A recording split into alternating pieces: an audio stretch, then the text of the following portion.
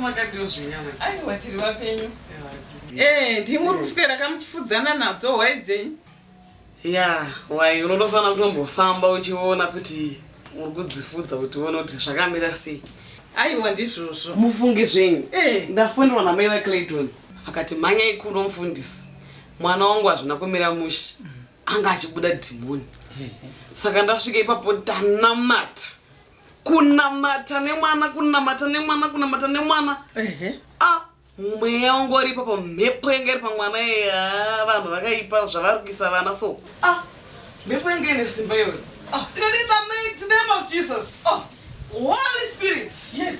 Fire in the mighty name of Jesus. Yes. Iro dhimoni rikati. Snake in the under eagle shadow. Yes. They got the fire in the name of Jesus. Yes. They got the Wakanda forever. Amen. Demon anga rine simba iro. Yes. Kana ti kundwe neri maisu. Yes. They got the fire. Hallelujah. The fire brand kaona rakupera simba kuchema richibharayenda. Ndashanda ndikuwezozwa kuti ndakupera simba kunzwa nyota nekupera simba nenzara. Saka ndati ndipfuure pano pane munhu waMwari last time makambotondikangira ndikaenda ndava kunzwa zviri nani. Saka ndauya kuti mundipo chikafu ndiwane kupfuurira. Mufundisi, nyangwe dai zvikaita sei. Muri kundinzwa? Nyangwe dai mukarira nendimi dzenyu dzamuri kurira nadzo idzodzo. Andife ndakakubikirai chikafu pano futi. Kuindava munhu waMwari. Makatodziedzo huni dzechemberi. Imi. Ndikutokutaurirai. Munorevezve kana mchidaro munhu. Ndinorevezva ndiri kutaura hamusi kuzviziva. Inda muine hunhu hwakaipa kudare. Hamusi kuziva zvandiri kutaura. Anzi zvaita seiko nyaya yacho ndeiko munhu waMwari. Ndotsika yenyu nhai. Yekuti mukapiwa chikafu nemunhu, kubikirwa chikafu, mochitakura masipunu, motakura zvese, muchienda nazvo. Mafoko nemanaifi zvese. Nezvisondo rese kupedza ndisina mafoko ndisina naifi. Ndo zvinoitwa mutemo waMwari izvozvo kuti munhu chawadyisa chese chitakura uende nacho kumba kwenyu.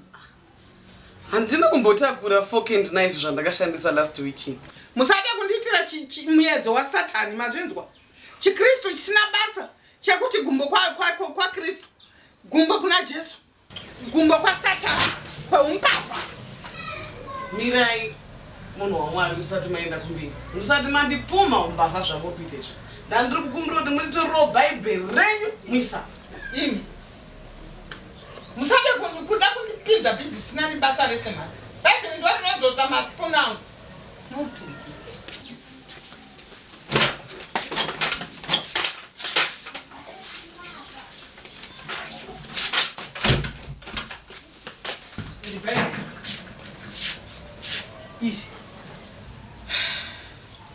Vhurai muBhaibheri renyu muende pana Isaiah 5 pavhesi ya 4.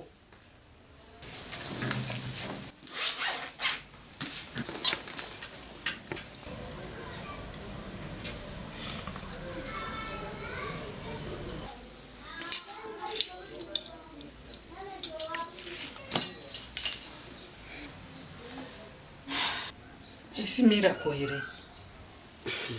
Andi ndiyo fork and knife yamanga muchiti ndakabai munhu waMwari. Ndakasiya ndaisa muBhaibheri imomo kuti ndione kuti mave mutenderi chaiye ari kuziva zvaari kuita, ari kupota achimbotorawo Bhaibheri achirava. Zvino ndiri kutoona kuti hwai dzangu dzacho hadzitombobate Bhaibheri.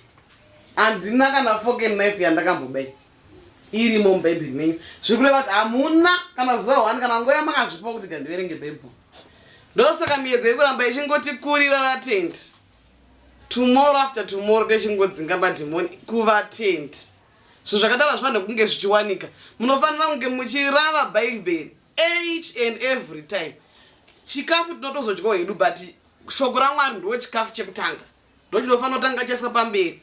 Tozodya hedu chikafu. Saka pandatoona kuti hamusi kana kutomboverenga Bhaibheri ende ndikatongobva pano Bhaibheri chero hamuchatoribati.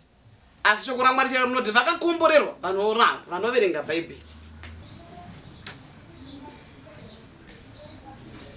Saka hazvini mufundisi sekendi ndimhanye mhanye ndikupei chikafu kamufundisi. Aiwa, no. Regai ndichienda. Mira mufundisi chokwadi ndikugadzirira chikafu. Aiwa, let me take my leave. Kwakadirini zvako. Aiwa, no. Mufundisi ndiragerereiwo mufundi. Saka ane mistake ndini here kana kuti ndiwo mufundisi.